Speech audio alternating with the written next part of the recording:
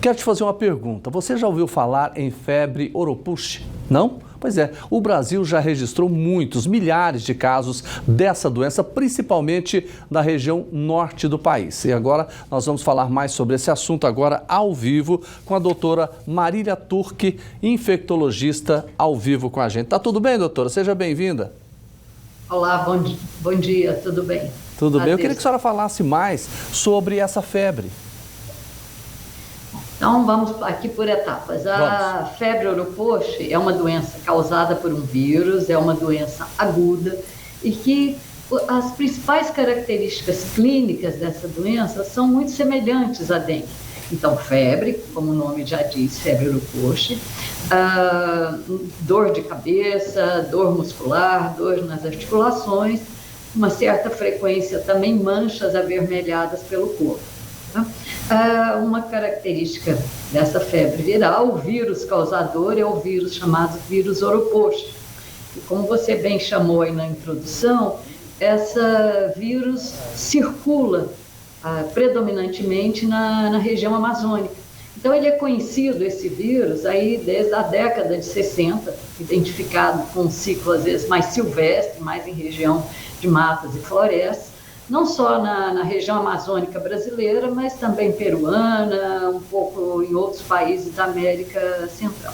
Mas muito restrito até então os casos a essa região.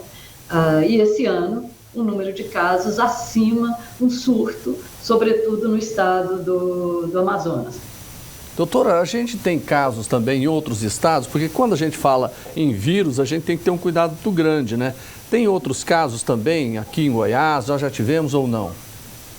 Essa é uma questão que nós estamos num momento de alerta no Brasil. Por que um alerta? Foi detectado um caso fora da região amazônica, no Rio de Janeiro, e também um caso na região sul, mas de pessoas que vieram da região amazônica. Então, até então, esses são casos que não são daquela região, são pessoas que vieram e estavam no período de incubação e manifestaram a doença em outra região. Por que isso é um alerta? Bom, é uma doença viral, ela é transmitida através de um vetor, através de um mosquito. Se existe um cenário epidemiológico favorável, que seria isso? Pessoas doentes, com vírus no sangue, aí a viremia, o mosquito pica e vai passar essa infecção para outras pessoas. Então, no momento, esse cenário, essa situação de casos está ocorrendo, como eu disse, na região norte do país.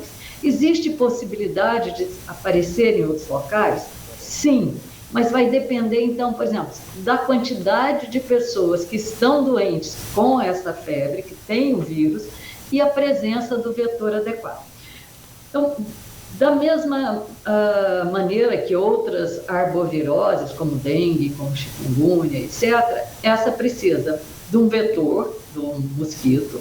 O mosquito principal transmissor é um mosquito, é o Culicoides paraensis, que é conhecido lá na região como maruim, mas também o pernilongo, o borrachudo, outros tipos de culex podem ser transmissores. Então, se a gente tem um cenário, e aqui nós temos a muriçoca, ou pernilongo, como é conhecido, que pode ser um vetor, se tiver uma quantidade de pessoas que naquele momento têm a viremia, que estão doentes, pode haver transmissão em outros locais. Mas no momento existe esse alerta, mas não existe a disseminação, a doença fora da região. O surto está concentrado na região amazônica. Doutor, e o que essa doença pode provocar? Clinicamente é igual a dengue. Clinicamente não dá para dizer que é dengue, que é chikungunya ou que é oropouche. Então, mal-estar, febre alta ou febre, dor de cabeça, dor no corpo e manchas pelo corpo.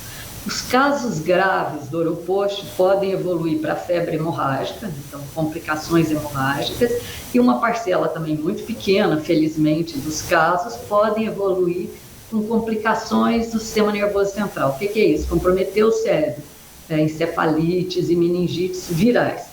Esses são os extremos da gravidade, né? Em termos de óbito, parece que causa menos do que dengue e do que chikungunya, né?